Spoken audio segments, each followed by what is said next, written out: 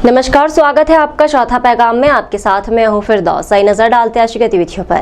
क्षेत्रीय विधायक ठाकुर सुरेंद्र सिंह ने विधानसभा में पुरानी पेंशन बहाली के मुद्दे को लेकर कांग्रेस के साथ वर्कआउट किया। वहीं जंगल में हो रहे अवैध कटाई के मामले को भी उठाया। आज विधानसभा में कमलनाथ जी के नेतृत्व में पुरानी पेंशन के मुद्दे पर सदन वॉकआउट किया।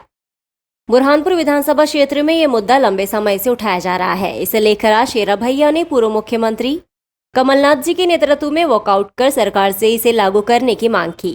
नेपानगर क्षेत्र के जंगल के लगातार हो रही अवैध कटाई और वन भूमि पर किए जा रहे कब्जे का मामला विधायक ठाकुर सुरेंद्र सिंह शेरा भैया ने विधानसभा में उठाया।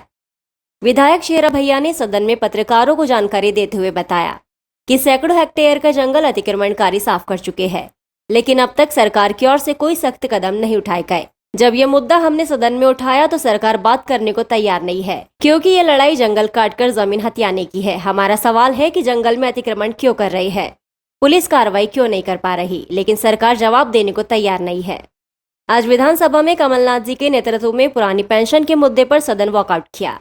बुरहानपुर विधानसभा क्षेत्र में ये मुद्दा लंबे समय से उठाया जा रहा है। इसे लेकर आज शेरा भैया ने पूर्व मुख्यमंत्री कमलनाथ जी के नेतृत्व में वॉकआउट कर सरकार से इसे लागू करने की मांग की। लालबाग थाना पुलिस ने ऑनलाइन इंश्योरेंस पॉलिसी के खाते से धोखाधड़ी कर रुपए निकालने के मामले में आरोपी को भोपाल से गिरफ्तार कर लिया है।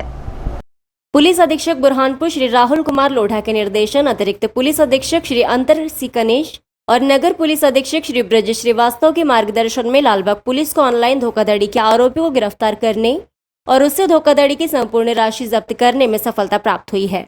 फरियादिया रश्मि देवी अग्रवाल द्वारा थाना लालबाग पर उनके इंश्योरेंस खाते से किसी अज्ञात व्यक्ति द्वारा नाम, पता, ईमेल आईडी में फेरबदल कर धोखाधड़ी कर 10 लाख रुपए निकालने संबंधी शिकायत की गई थी। फरियादिया की शिकायत पर थाना लालबाग पर आरोपी के विरुद्ध धारा 420 आईपीसी का केस पंजीबद्ध किया गया था। अपराध ऑनलाइन फ्रॉड होने के कारण आरोपी की गिरफ्तारी हेतु पुलिस अधीक्षक महोदय द्वारा साइबर सेल और लालबाग पुलिस की संयुक्त टीम गठित की गई थी।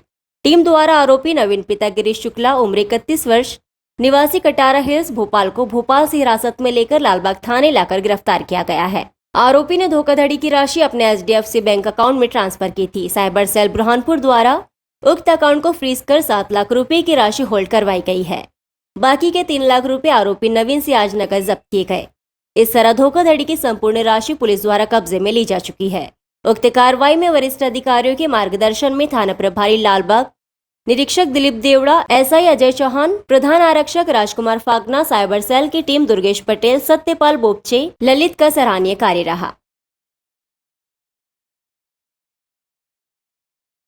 पुलिस थाना खकनार क्षेत्र अंतर्गत पांगरी फाटी पर एक व्यक्ति पर कथित रूप से गोली चलाए जाने के मामले में पुलिस ने जांच में खुलासा करते हुए इस घटना को फर्जी और मनगढ़ंत बताया।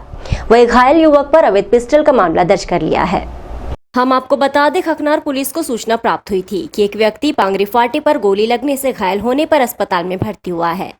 गोली चलने की घटना की तस्दीक और जांच हेतु पुलिस अधीक्षक महोदय के निर्देशन में खकनार पुलिस घटनास्थल पहुंची। घटनास्थल की जांच और आसपास पूछताछ करते ज्ञात हुआ कि उक्त घायल व्यक्ति ने अवैध हस्त निर्मित पिस्टल से लापरवाही पूर्वक फायर करने के दौरान खुद को ही गोली मारकर घायल कर लिया। फिर पुलिस कार्रवाई से बचने के लिए किसी अन्य व्यक्ति द्वारा गोली मारने की मनगढ़ंत कहानी रच ली और पिस्टल को छुपा दिया गया, जिसे पुलिस द्वारा जब्त कर लिया गया है। युवक का नाम प्रवीण पिता अशोक गायकवाड़, निवासी खकनार है। पुलिस को घटनास्थल पर बारीकी से जांच करते किसी प्रकार की घटना दुर्घटना होना प्रतीत नहीं हुआ। उक्त व्यक्ति द्वारा पिस्टल से फायर करने के दौरान लापरवाही पूर्वक स्वयं के पैर में गोली मार ली गई। घायल युवक अवैध हथियार के कैरियर का कार्य करता है। युवक द्वारा अवैध हथियार रखने और लाने ले जाने का अवैध कार्य करने पर खकनार पुलिस द्वारा उसके विरुद्ध आर्म्स एक्ट के तहत प्रकरण पंजीबद्ध कर कार्रवाई की जा रही है। फिलहाल युवक बुरहानपुर जिला अस्पताल में भर्ती है। के पास में कल रात को लगभग 8 बजे के आसपास में सूचना आई कि एक व्यक्ति को जो है वो गोली लगी है और उस व्यक्ति द्वारा बताया गया कि किसी ने मुझे कार में से उतर के गोली मारी है।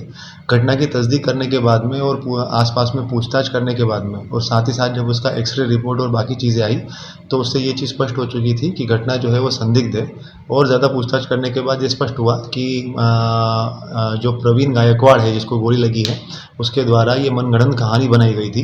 इसके द्वारा एक अवैध पिस्टल उसके पास में थी और उसको कॉक करते वक्त वो गोली जो है वो उसके पैर में लगी है। गोली का डायरेक्शन जो है वो ज़मीन की तरफ, नीचे की तरफ जा रहा है और वो उसकी बॉडी में ही अटकी हुई थी।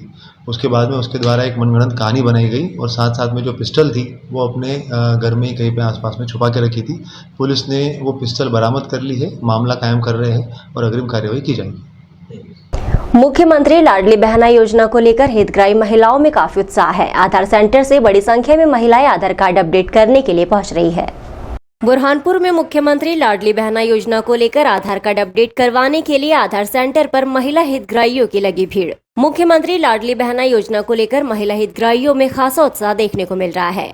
वो सुबह से ही अपने आधार कार्ड को अपडेट करवाने के लिए शहर के आधार सेंटरों पर पहुंच रही है। इस दौरान पुराने टीवी अस्पताल में बने आधार सेंटर पर महिलाओं की खचाखच भीड़ देखने को मिली और महिलाएं खड़ी होकर यहाँ पर परेशान होती रही। सविता सुनील पाटिल। कहाँ से आए आप? प्रतापपुर से। कब से आए? 10 बजे से। कितनी देर हो गई है? तो चार जगह गए ना तो देर हो गई। सुबह से घूम रहे 4-5 दिन से। क्यों, क्या बोल रही है? ये बोलते कल आना ऐसे बोलते। आओ तो देर हो जाती इतनी। क्या नाम है आपका? सुमित्रा। बताइए, कहाँ से आए? आलमगंज से। किस लिए आए? कार्ड पे साइन कर। आधार के लिए? हाँ। क्या दिक्कत जा रही है? कोई काय सांगा ना, कई बार काम नहीं कर रहा है वो। आधार काम नहीं कर पा रहा है? हाँ। लाडली बहना योजना के अंतर्गत अपने प्रदेश में जो माननीय मुख्यमंत्री जी द्वारा जो मुहिम चलाई गई बहुत अच्छी बात है, परंतु इसके अंदर क्या है कि आधार अपडेट नहीं होने के कारण पब्लिक को बहुत परेशानी हो रही है। आप देख सकते हो सुबह से लोग 7 बजे से आके यहाँ पे नंबर लगा रहे हैं। पर ये पब्लिक का यही अनुरोध है कि भाई जगह जगह पर अगर आधार अपडेट का सेंटर अगर खुली जाए तो ये समस्या का निराकरण जल्दी हो जाएगा। ज़्यादा जरूर, मतलब आधार अपडेट के काउंटर ज़्यादा होने चाहिए। हाँ, जैसे कि अगर वार्ड वाइज लग जाए या स्कूलों के अंदर लग जाए तो ये क्या है, इसमें जो बुजुर्ग लोग है, महिला है, इनको ये परेशानी का सामना नहीं करना पड़ेगा। आपका नाम? रुपेश प्रजापति। रिटायर्ड प्रोफेसर द्वारा विधायक की पत्नी पर गलत तरीके से जमीन खरीदने का आरोप लगाते हुए इसकी शिकायत की गई थी। वहीं आज जमीन बेचने वाले परिवार ने दस्तावेजों के साथ कलेक्टर कार्यालय में पहुंचकर सही तरीके से जमीन बेचने की बात कही। हम आपको बता दें कि पिछले मंगलवार को एक रिटायर्ड प्रोफेसर ने बुरहानपुर विधायक ठाकुर सुरेंद्र सिंह शेरा भैया की पत्नी पर आरोप लगाया था कि उन्होंने मेरे रिश्तेदारों से गलत तरीके से 10 करोड़ की संपत्ति 2 करोड़ रुपए में खरीद ली। अब जमीन बेचने वाले प्रोफेसर के ही रिश्तेदार इस मामले में दस्तावेज लेकर कलेक्टर कार्यालय पहुंचे और कहा, हमने लीगल तरीके से जयश्री ठाकुर को जमीन बेची है। गौरतलब है कि 7 मार्च को नागजिरी निवासी 75 साल की रिटायर्ड प्रोफेसर शेख मोहम्मद पिता शेख बशीर ने जनसुनवाई में पहुंचकर तहसीलदार मुकेश काशी को शिकायत की थी कि बुरहानपुर विधायक ठाकुर सुरेंद्र सिंह की पत्नी जयश्री ठाकुर ने फतेहपुर में हमारी खानदानी संपत्ति खरीद ली। यह तुअर आदि फसल को नुकसान पहुंचाया गया।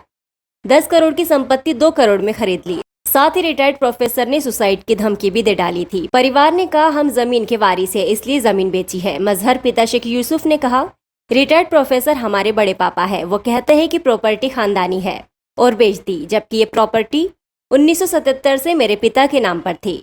2019 में हमारे नाम पर आई। इसके बाद वो हमें धमकियां देने लगे। हमने लीगल तरीके से जयश्री ठाकुर को जमीन बेची है, लेकिन उन्होंने जगह जगह शिकायत की।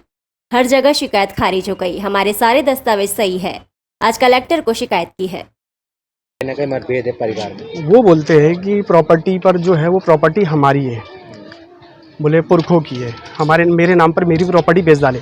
अब ये बताइए, उनकी प्रॉपर्टी रहता तो कोई बेचता, किसी की प्रॉपर्टी कोई बेच सकता क्या? दूसरा नहीं बेच सकता। ठीक है, ये हमारे पापा के नाम पर थी 1977 से और 2019 के अंदर हमारे नाम पर आई हुई। 2016 के अंदर हमारे पापा की डेट हुई। तो ये जब से हमारे आगे पीछे कोई नहीं है बढ़ा, तो ये हमारे पर इन लोग ये सबके सब हावी होने लगे हैं। तुमको जान से मार देंगे, तुमको जान से ख़त्म कर देंगे, तेरे परिवार को ख़त्म कर देंगे। सारी लोगों की शिकायत और लेडीज़ों को नंगी नंगी गालियाँ, घर पे कब्जा कर रखे हैं, ताला तोड़ के सारा सामान वामान वगैरह बेच डाले हैं इन लोगों ने, सारी चीज़ें। और 2019 के अंदर हमारे 3 भाई और 6 बहनों के ऊपर आई। जाहिर सी बात है, बाकी प्रॉपर्टी तो औलाद की होती। ठीक है, तो हमने जयश्री ठाकुर को लीगल तरीके से बेचा है और इन्होंने जगह जगह शिकायत की। तहसीलदार, SDM साहब, कलेक्टर साहब जगह जगह शिकायत की। वहाँ पे सारी दूर खारिज हो गया। कोर्ट में भी केस चढ़ा था, वो भी खारिज कर दिए। ठीक है, आपका कहना है कि आपका बिक्री सही है? जी, हमारी बिक्री सही है। हमारे पेपर दस्तावेज सारे से ओके है, कोई फर्जी नहीं है। ठीक है, और हम कलेक्टर साहब को अभी आवेदन देने के लिए आए, शिकायत करने के लिए आए।